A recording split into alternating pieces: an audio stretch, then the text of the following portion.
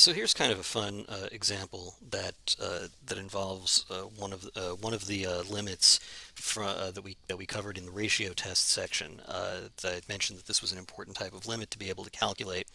So by the way, one of the things about this problem is notice that I'm not asking for an interval of convergence. I'm only asking for a radius of convergence. The reason for that is that there are certain types of questions where evaluating at the end point is going to involve a factorial term. We don't always have the tools to be able to determine whether a series involving a factorial converges or diverges. So I'm just gonna ask for, in some cases I will just ask for the radius of convergence rather than asking for the interval. The difference being that the radius of convergence, a question that's just about the radius of convergence, does not ask you to determine what the end, whether the series converges at its end at the endpoints of the interval. So let's get going at evaluating this limit. We're going to use the ratio test, and that's going to give us the limit as n approaches infinity of, this is going to be n plus 1 to the 2 n plus 1 times x to the n plus 1 over 2 n plus 1 factorial. Make sure you when you substitute in the n plus 1, when in doubt, make sure to put a pair of parentheses around it, and then you can simplify it later, but you really don't want to miss anything.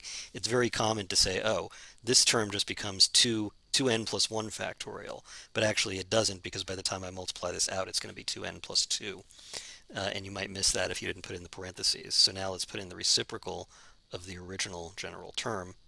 That's 2n factorial over n to the 2n x to the n.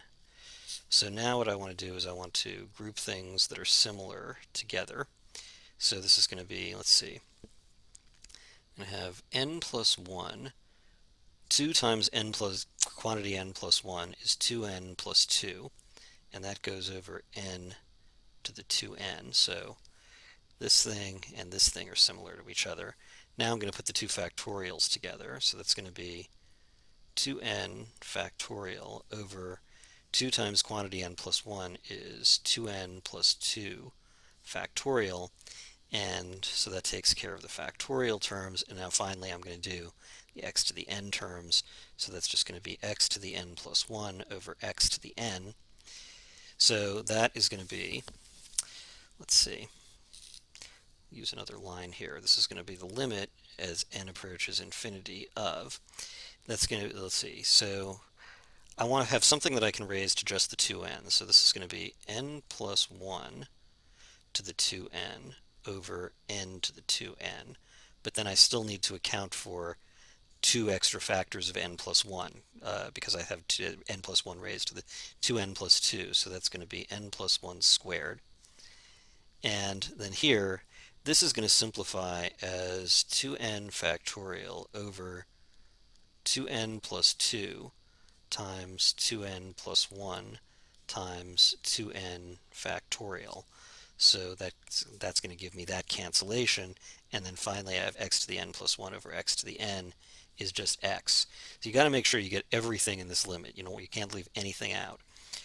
Let's do another simplification here. That's going to be the limit as n approaches infinity of, this is going to be n plus 1 over n to the 2n times n plus 1, n plus 1, that's going to be this, and having canceled out the 2n factorial, I want to make sure I get this in, so this is going to be 2n plus 2, 2n plus 1, and then finally the x term just comes along into this limit.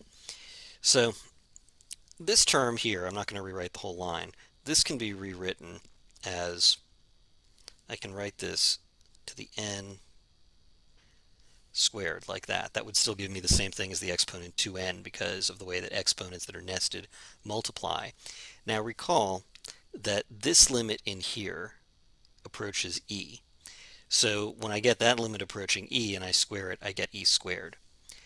So This is going to be, let's see, the limit as n approaches infinity of, that's going to be n plus 1 over n to the n to the 2.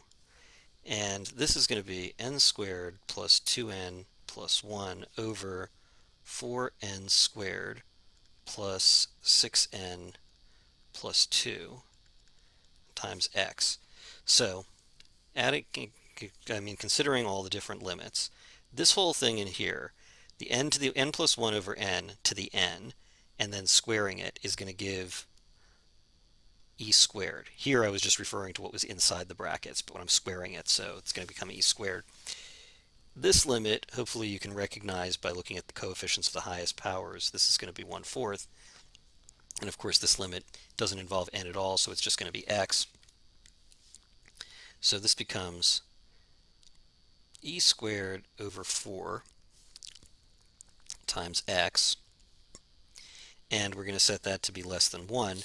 So that gives us x is less than, absolute value of x is less than 4 over e squared.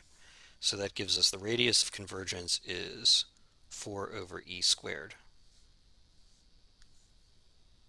And since we're only asked for the radius of convergence and not the interval of convergence, that's the full answer to that problem.